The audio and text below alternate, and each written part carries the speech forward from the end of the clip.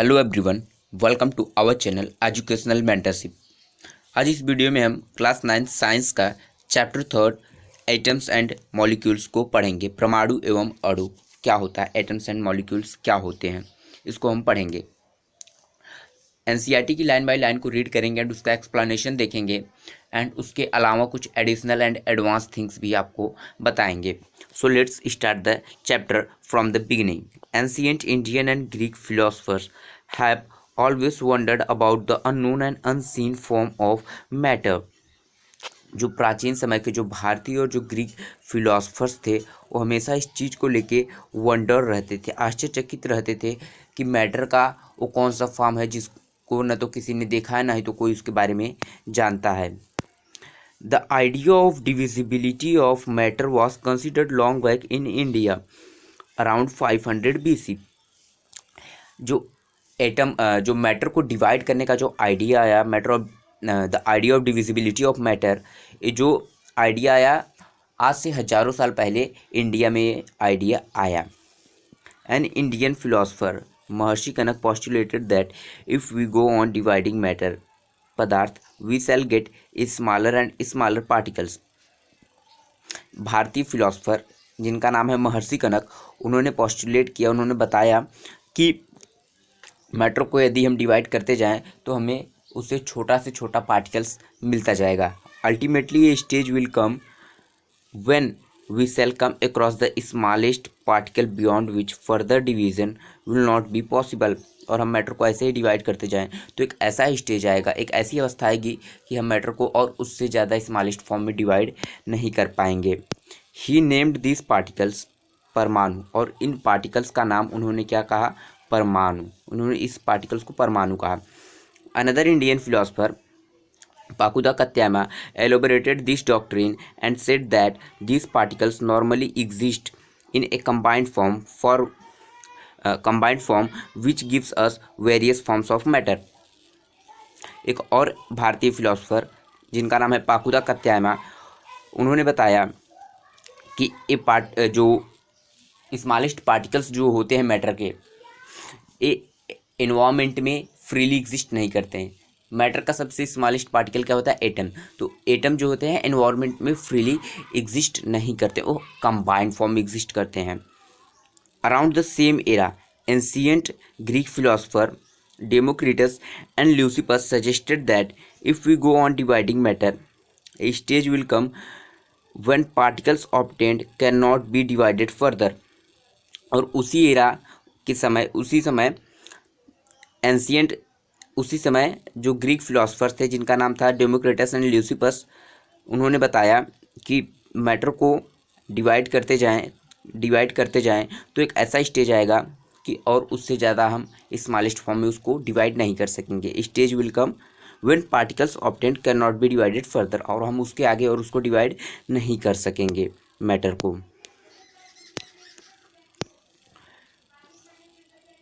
Democritus called this indivisible particles atoms, meaning indivisible. मतलब ये जो इनडिविजिबल पार्टिकल है जिनको और ज़्यादा डिवाइड नहीं किया जा सकेगा, इन पार्टिकल्स का नाम उन्होंने क्या कहा, एटम, जिसका मीनिंग होता है indivisible. All this was based on philosophical consideration and not much experimental work to validate this ideas could be done till 18th century। और ये जो चीज़ें बताई जा रही हैं अलग अलग फिलोसफर्स के द्वारा, ये सभी चीज़ें केवल एक कंसिडरेशन पे बेस्ड थी, केवल उनके इमेजिनेशन, उनके प्रेडिक्शन पे बेस्ड थी। इसका कोई एक्सपेरिमेंटल वर्क इन आइडियाज़ को प्रूफ करने के लिए कोई एक्सपेरिमेंटल वर्क नहीं था। By the end of 18th century scientist recognised the difference between element and compound and naturally became interested in finding out and why elements combine and what happens when they combine। और 18वीं शताब्दी के अंत में साइंटिस्टों ने element और compound के बीच के difference को रिकॉग्नाइज किया कि एलिमेंट और कंपाउंड अलग अलग होते हैं और इनके बीच क्या डिफरेंस है। जब इस डिफरेंस को उन्होंने देखा तो वो नेचुरली और एक्साइटेड हुए कि इसके आगे क्या है, इन चीज़ों को बारे में वो जानने के लिए और एक्साइटेड हुए। और वो इंटरेस्टेड हुए कि how and why element combine, कैसे और क्यों एलिमेंट्स कंबाइन होते हैं, and what happens when elements combine, और जब एलिमेंट्स कंबाइन होते हैं तो क्या होता है। Antoine L Lavoisier laid the foundation of chemical sciences by stabilizing two important law of chemical combination. Antoine L Lavoisier, उन्होंने केमिकल साइंस की फाउंडेशन रखी है, उन्होंने ही केमिकल साइंस का फाउंडेशन रखा है by stabilising two important law of chemical combination.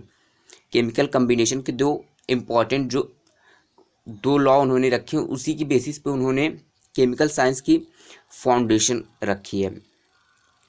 And अब हम देखेंगे कि लॉ ऑफ केमिकल कम्बिनेशन क्या होता है इस टॉपिक में।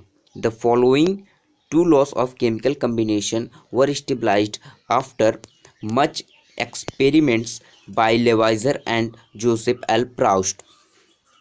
जो केमिकल कम्बिनेशन के जो दो लॉस हैं, इसको लेवाइजर और जोसेफ एल प्राउस्ट के बहुत एक्सपेरिमेंट करने के बाद दिया गया। तो पहला जो हमारा लॉ है वो है law of conservation of mass, mass को कंजर्व करने का लॉ।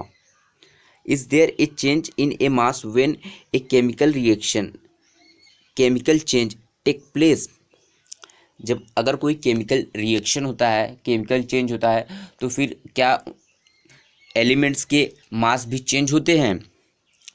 इस क्वेश्चन का आंसर जो है हम एक एक्टिविटी करके देखेंगे, और इस एक्टिविटी के बाद हमें इसका जो रिजल्ट मिलेगा उसकी बेसिस पे हम इसका आंसर फाइंड आउट करेंगे। Activity 3.1, take one following set X and Y of chemical. ये जो एक्स एंड वाई के सेट दिए गए हैं, इनमें से हमें 3 दिए गए हैं, इनमें से हमें कोई एक सेट लेना है। एंड उसके बाद हमें पॉइंट वाइज इसको एक्टिविटी करना है, जैसे हमें पॉइंट वाइज यहाँ पे मेंशन किया गया है। Prepare separately a 5% solution of any one pair of substances listed under X and Y in 10 ml in water. जो सेट दिए गए हैं 3 सेट, इनमें से कोई एक सेट हमें लेना है, एंड उसके बाद हमें 10 ml वाटर में उनका क्या करना है, सॉल्यूशन बनाना है। एंड उसके सॉल्यूशन बनाने के बाद हमें क्या करना है, take a little amount of solution of y in a conical flask and some solution x in a ignition tube। और जो हमने y एलिमेंट का जो सॉल्यूशन हमने बनाया, उसका सॉल्यूशन हमें एक कोनिकल फ्लास्क में लेना है, जिसका फिगर अभी हम आपको दिखाएंगे। एंड जो सॉल्यूशन y है उसको हमें एक इग्निशन ट्यूब में लेना है। इग्निशन ट्यूब मतलब कि जिसको हम मतलब हीट प्रोवाइड करें तो वो ब्रेकआउट ना हो, हमें उसमें लेना है। एंड उसके बाद हमें क्या करना है, hang the ignition tube in the flask carefully. हमें जो इग्निशन ट्यूब हमने लिया है, जिसमें हमारा एक्स सॉल्यूशन है, उसको हमें टाई करके फ्लास्क में उसको हमें रख देना है कि see the solution do not get mixed, put A cork on the flask. और हमें ऐसे रखना है कि जो एक्स का सॉल्यूशन है वाई के सॉल्यूशन में मिक्स ना हो। और इसको रखने के बाद हम उसके ऊपर एक कोनिकल फ्लास्क के ऊपर हम एक थ्रेड रख देंगे, जिसका फिगर यहाँ पे दिया गया है। इसके ऊपर यहाँ पे कॉर्क रखा गया है, और ये थ्रेड से बांध करके कोनिकल फ्लास्क जो हमारा ये एक्स का सॉल्यूशन है, थ्रेड से बांध के यहाँ से रखा गया है। एंड ये सॉल्यूशन ऑफ एक्स जो है हमारा इग्निशन ट्यूब में है, एंड सॉल्यूशन ऑफ वाई जो है हमारा कोनिकल फ्लास्क में है, दोनों मिक्स नहीं है यहाँ पे। एंड अभी इसके बाद नेक्स्ट पॉइंट देखते हैं क्या दिया गया है। एंड उसके बाद हमें क्या करना है, उन जो हमारा जो कोनिकल फ्लास्क है उसको हमें वेट कर लेना है, उसका हमें वेट मेज़र कर लेना है, और उसका वेट मेज़र करके हमें नोट कर लेना है। Now tilt and swirl the flask so that the solution X and Y get mixed. अब हमें कोनिकल फ्लास्क जो हमने जिसमें हमारा सॉल्यूशंस हमने अपना तैयार किया है, अब उसको हमें हिलाना है ताकि एक्स और वाई के सॉल्यूशन दोनों एक दूसरे में मिक्स हो जाएं। एंड जब वो दोनों मिक्स हो जाएं उसके बाद हमें फिर से उसका वेट मेज़र कर लेना है। एंड उसका जब वेट हम मेज़र करेंगे दोनों का, तो उसके बाद हम देखेंगे कि दोनों का वेट जो है जितना पहले था उतना रिएक्शन के बाद भी होगा, क्योंकि जब हम कोनिकल फ्लास्क को हिलाएंगे तो एक्स एंड वाई का जब सॉल्यूशन मिक्स हो जाएगा तो फिर केमिकल रिएक्शन होगा। दो अलग अलग एलिमेंट्स जब एक साथ आएंगे रिएक्ट करेंगे तो केमिकल रिएक्शन होगा, लेकिन फिर भी उनका जो है मास जो है सेम होगा, चेंज नहीं होगा। एंड यहाँ पे कुछ क्वेश्चंस दिए गए हैं, हम उन क्वेश्चंस को देख लेते हैं। What happens in the reaction flask, reaction flask में क्या हुआ?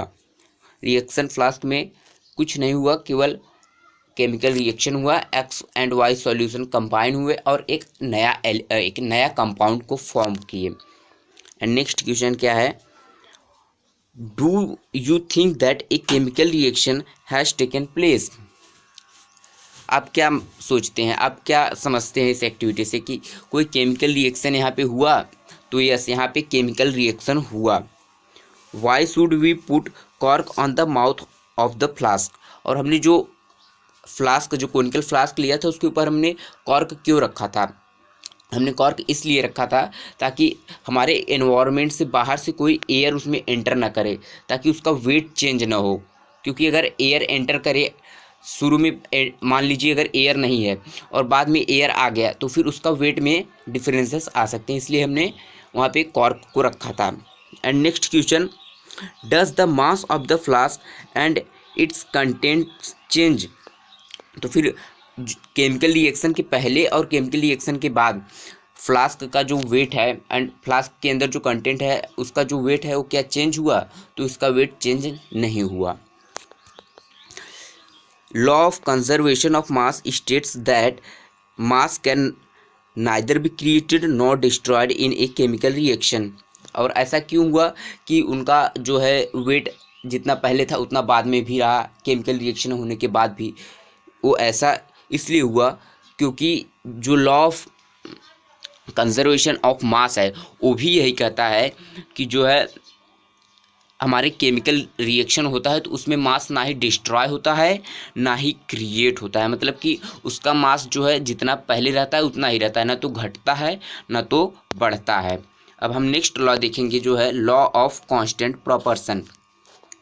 कांस्टेंट प्रोपोर्शन का लॉ देखेंगे। अब हमने मास का लॉ देख लिया। Lavoisier along with other scientists noted that many compounds were composed of two or more elements and each such compound had a same element in the same proportion. Lavoisier along with other scientists, Lavoisier और अपने अन्य मित्रों और साइंटिस्टों के साथ उन्होंने एक point note out किया कि बहुत से जो कंपाउंड्स होते हैं अलग अलग, वे किस चीज़ के बने होते हैं? They are compose of two or more then two elements. वो दो या दो से अधिक एलिमेंट्स से ही मिलके बने होते हैं। कोई भी कंपाउंड होता है वो दो या दो से अधिक एलिमेंट्स से ही मिलके बना होता है इन द सेम प्रॉपर्शन, और एक फिक्स्ड प्रॉपर्शन में, एक फिक्स्ड रेशियो में। एग्जाम्पल के लिए आप H2O ले सकते हैं। H2O में हाइड्रोजन के 2 एटम्स रहेंगे और ऑक्सीजन का 1 एटम रहेगा, तो फिर एक फिक्स्ड रेशियो में रहेंगे, 2:1 में रहेंगे वहाँ पे उनके एटम्स। इस चीज़ को उन्होंने नोट किया, ठीक है। In a compound such as water. अब यहाँ पे हमें एक एग्जांपल दिया गया है, the ratio of mass of hydrogen to the mass of oxygen is always 1:8। Mass का भी रेशियो उनका सेम रहेगा। एग्जांपल के लिए अगर हम वाटर लें तो वाटर का फॉर्मूला क्या होता है? H2O। तो फिर H2O में हाइड्रोजन के 2 मॉलिक्यूल्स हैं एंड हाइड्रोजन के 2 एटम्स हैं, और हाइड्रोजन के एक एटम का जो मास होता है वो कितना होता है? 1U होता है, ठीक है। एंड 2 हाइड्रोजन के एटम का मास 2U हो जाएगा। एंड ऑक्सीजन के एटम का मास कितना होता है? ऑक्सीजन के एटम का मास होता है 16U। U मतलब यूनिफाइड मास। तो फिर इनका कितने का रेशियो बन गया? 2:18। एंड हम उसको और सिंप्लीफाई करेंगे तो वो हो जाएगा 1:8 के फॉर्म में, ठीक है। Whatever the source of water, water हम कहीं से भी लें, ये रेशियो फिक्स रहेगा। इसी रेशियो में, हर एक वाटर में इसी रेशियो में जो है हाइड्रोजन और ऑक्सीजन का फिक्स्ड प्रोपोर्शन रहेगा, इसी रेशियो में वो पाए जाएंगे।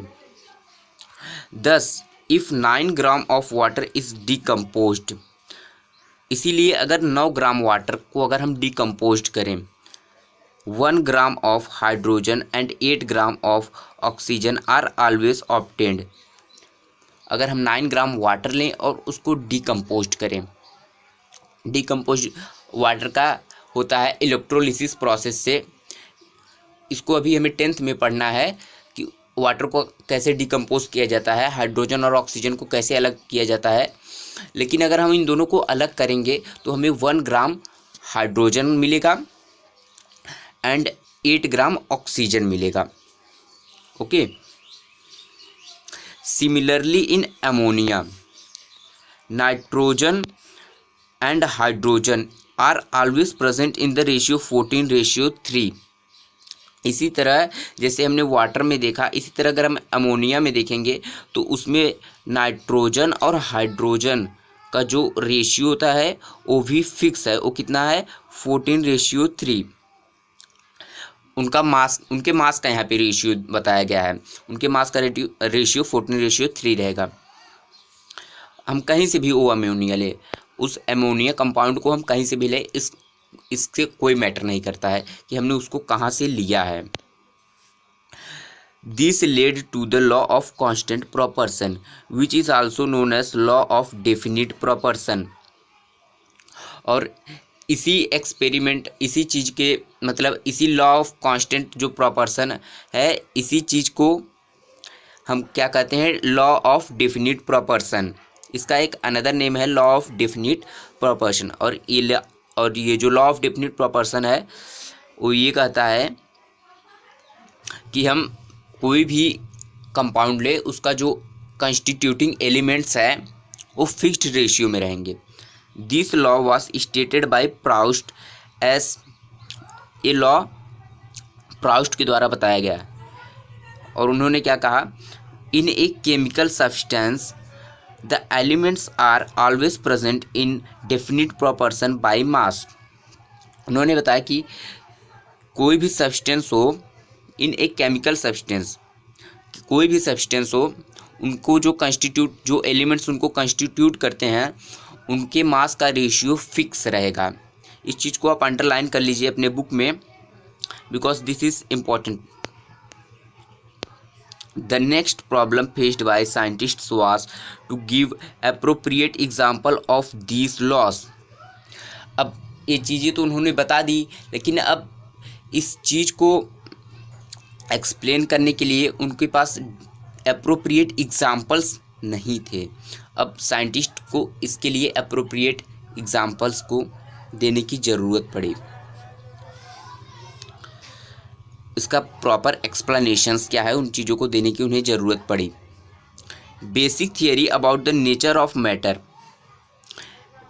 मैटर के नेचर की जो बेसिक थियरी है वो किसने बताया? डाल्टन ने। Dalton picked up the idea of divisibility of matter, और उन्होंने भी इसी चीज़ को पॉइंट आउट किया कि मैटर को डिवाइड किया जाए। मैटर की डिविजिबिलिटी का आइडिया उन्होंने भी इसी चीज़ को पॉइंट आउट किया।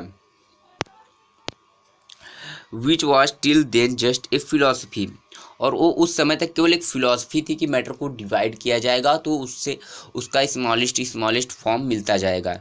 बट अब इन्होंने कुछ उसका साइंटिफिक प्रूफ दिया, और वो उन्होंने क्या दिया हम आगे देखते हैं। He took the name atom as given by the Greek and said the smallest particle of matter are atoms. और उन्होंने भी वही नेम उठाया एटम जो कि ग्रीक के फिलोसफर्स ने दिया था। इस नाम को ग्रीक के फिलोसफर्स ने दिया था और उसी नाम को इन्होंने भी उठाया और बताया कि मैटर के स्मॉलेस्ट पार्टिकल को हम एटम कहते हैं।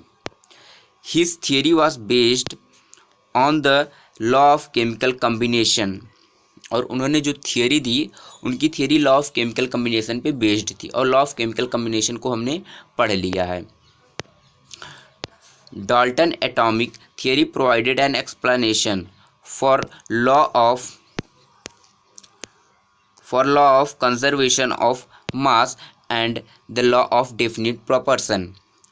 इनकी जो डाल्टन की थियरी है, इस थियरी से ये उन्होंने बताया, मतलब कि इस थियरी को उन्होंने उस लॉ ऑफ केमिकल कम्बिनेशन के बेसिस पे दिया और बताया कि law of conservation of mass and law of definite proportion जो है ये क्या हैं एक्चुअल में। उन्होंने इस चीज़ को एक्सप्लेन किया, लॉ ऑफ डेफिनिट प्रोपोर्शन को एंड लॉ ऑफ मतलब कि केमिकल लॉ जो है, दोनों केमिकल लॉ को उन्होंने यहाँ पे बताया, लॉ ऑफ कांस्टेंट प्रोपोर्शन को भी and law of conservation of mass को भी। अब यहाँ पे ब्रीफ हमें डाल्टन के बारे में, उनके जीवन के बारे में, उनके मतलब परिचय यहाँ पे हमें ब्रीफ में दिया गया है। देख लेते हैं कि डाल्टन कौन था। John Dalton was born in a poor weavers family. John Dalton जो है एक गरीब परिवार में पैदा हुए थे। इन 1766 इन इंग्लैंड, 1766 में इंग्लैंड में उन्होंने जन्म लिया था। He began his career as a teacher, और उन्होंने अपने कैरियर को एज ए टीचर शुरू किया। एट द एज ऑफ 12, 12 साल की उम्र में वो पढ़ाने लगे थे। 7 year later he became a school principal, और 7 साल बाद जब वो 19 साल के हुए तो वो एक स्कूल के प्रिंसिपल बने। In 1793 Dalton left for Manchester to teach mathematics, physics and chemistry in a college. 1793 में जो डाल्टन थे उन्होंने फिजिक्स, मैथ एंड केमिस्ट्री पढ़ाया इन ए कॉलेज, उन्हें पढ़ाने के लिए इनवाइट मिला। ही spent most of his life there teaching and researching, और वो वहाँ पढ़ाते, अपना लाइफ के मोस्ट ऑफ टाइम जो है वहाँ पे पढ़ाने और रिसर्च करने में बिताते थे। इन 1808 he presented his atomic theory which was a turning point in the study of matter। और 1808 में उन्होंने अपनी एटॉमिक थियरी को प्रेजेंट किया, जो कि मैटर को हम जिस तरीके से स्टडी करते हैं उसमें एक टर्निंग पॉइंट ला देने वाला उनका थियरी था। According to Dalton atomic theory, Dalton के एटॉमिक थियरी के अकॉर्डिंग, उनके अनुसार जो है, all matters whether an element, a compound और a mixture is composed of small particles called atoms. जितने भी मैटर हैं, वेदर वो एलिमेंट हो या फिर कंपाउंड हो या फिर मिक्सचर हो, वो सभी जो होते हैं स्मॉल पार्टिकल्स से ही मिलके बने होते हैं। एलिमेंट्स, कंपाउंड्स, मिक्सचर्स ये क्या होते हैं, इसको हमने प्रीवियस चैप्टर में पहले ही देख लिया है, तो फिर हमें यहाँ आपको बताने की ज़रूरत नहीं हुई। और उनकी थियरी क्या पोस्टुलेट करती है, अब हम यहाँ पे उसको देखेंगे। The postulate of the theory में बी स्टेटेड एज फॉलोज। उनकी थियरी जो दी गई वो यहाँ पे कुछ इस तरीके से है। पहला उनका जो है थियरी में जो पहला पॉइंट है, all matters is made of very tiny particles called atom. सभी मैटर्स जो होते हैं वेरी टीनी पार्टिकल्स, बहुत छोटे पार्टिकल से मिल करके बने होते हैं, जिसे हम एटम्स कहते हैं। विच पार्टिसिपेट इन केमिकल रिएक्शन, जो कि केमिकल रिएक्शन में पार्टिसिपेट करते हैं। अगर कोई भी केमिकल रिएक्शन होता है तो वहाँ पे जो एलिमेंट्स यहाँ पे पार्टिसिपेट करते हैं, तो उन एलिमेंट्स में वो एलिमेंट्स आखिर किस चीज़ के मिल के बने होते हैं, वो एटम्स के ही तो मिल के बने होते हैं। And second point, atoms are indivisible particles which can not be created और destroyed in a chemical reaction. Atoms जो होते हैं इनडिविजिबल पार्टिकल होते हैं, जो कि हम किसी भी केमिकल रिएक्शन में उन्हें न तो डिस्ट्रॉय करते हैं, न तो हम उन्हें क्रिएट कर सकते हैं। Atoms of a given element are identical in mass and chemical properties. अगर कोई भी एलिमेंट हो, अगर एग्जाम्पल के लिए मान लीजिए हाइड्रोजन एलिमेंट है ना, तो फिर हाइड्रोजन एलिमेंट के जितने भी एटम्स होंगे उनका जो केमिकल प्रॉपर्टी है वो सभी हाइड्रोजन के एटम्स का सेम होगा। हाइड्रोजन एलिमेंट के जितने भी एटम्स हैं उन सभी का केमिकल प्रॉपर्टी सेम होगा और उनका फिजिकल प्रॉपर्टी भी सेम होगा, आइडेंटिकल इन मास। उनका फिजिकल प्रॉपर्टी डिफरेंट हो सकता है बट उनका केमिकल प्रॉपर्टी जो है सेम होगा और उनका जो मास है सभी हाइड्रोजन एटम का सेम होगा। Atoms of different elements have different masses and chemical properties. अलग अलग एलिमेंट्स के जो एटम्स होते हैं उनके अलग अलग केमिकल प्रॉपर्टीज होती हैं और अलग अलग मासेस होते हैं। ओके, और एलिमेंट्स 118 होते हैं, आपको पता है 118 एलिमेंट्स हैं, तो उनमें से ऐसा कोई भी एलिमेंट नहीं है जिसकी प्रॉपर्टी किसी अनदर एलिमेंट्स से मैच करती हो। हर एक एलिमेंट्स की प्रॉपर्टी यूनिक है, उनकी हर एक एलिमेंट की केमिकल प्रॉपर्टी हो या फिर उनका मास हो। मास तो मतलब कि कुछ एलिमेंट्स का तो सेम होता है, आगे अगर हम पढ़ेंगे तो कुछ एलिमेंट्स का मास तो सेम होता है लेकिन उनकी केमिकल प्रॉपर्टी जो है सेम नहीं होती है, वो डिफरेंट होती है। Atoms combine in a ratio of small whole numbers to form compounds. Atoms जो होते हैं एक रेशियो में, फिक्स्ड रेशियो में कंबाइन होते हैं और एक नया कंपाउंड बनाते हैं। The relative number and kind of atom are constant in a given compound. कोई भी कंपाउंड हो उसमें जो है एटम्स के जो मास है वो कांस्टेंट रहता है, मतलब कि वो फिक्स्ड रहता है। You will study in next chapter that all atoms are made up of still smaller particles.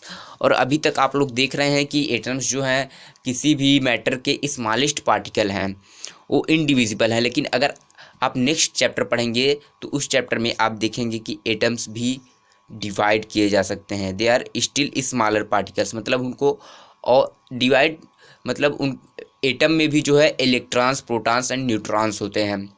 Atom भी 3 सब एटॉमिक पार्टिकल्स से मिल करके बना हुआ होता है। अब यहाँ पे कुछ क्वेश्चंस दिए गए हैं, उन क्वेश्चंस को हम देख लेते हैं क्या है। In a reaction 5.3 gram of sodium carbonate reacted with 6 gram of acetic acid. The product were 2.2 gram of carbon dioxide, 0.9 gram water and 8.2 gram of sodium acetate. So that these observations are in agreement with the law of conservation of mass. तो फिर यहाँ पे इस में हमें law of conservation of mass को proof करना है। इस क्वेश्चन में हमें एक रिएक्शन कराना है जिसमें हमें 5.3 ग्राम सोडियम कार्बोनेट लेना है, 6 ग्राम एसिटिक एसिड लेना है एंड जब उसका रिएक्शन होगा उसके बाद जो हमें प्रोडक्ट मिलेगा वो 2.2 ग्राम कार्बन डाइऑक्साइड होगा, 0.9 ग्राम वाटर होगा, 8.2 ग्राम हमारा सोडियम एसीटेट होगा। तो फिर हमें प्लस कर देना है जो हम केमिकल जो लिए हैं, जो हम एलिमेंट्स लिए हैं। शुरू में हमें sodium carbonate and acetic acid को हमें प्लस कर देना है एंड उसके बाद हमें रिएक्शन के बाद जो प्रोडक्ट मिलता है उसको प्लस कर देना है। अगर दोनों इक्वल आते हैं तो इसका मतलब कि ये दोनों मतलब कि इसका मतलब कि ये केमिकल रिएक्शन जो है law of conservation of mass को सेटिस्फाई कर रहा है। ओके, एंड हमारा सेकंड क्वेश्चन क्या है।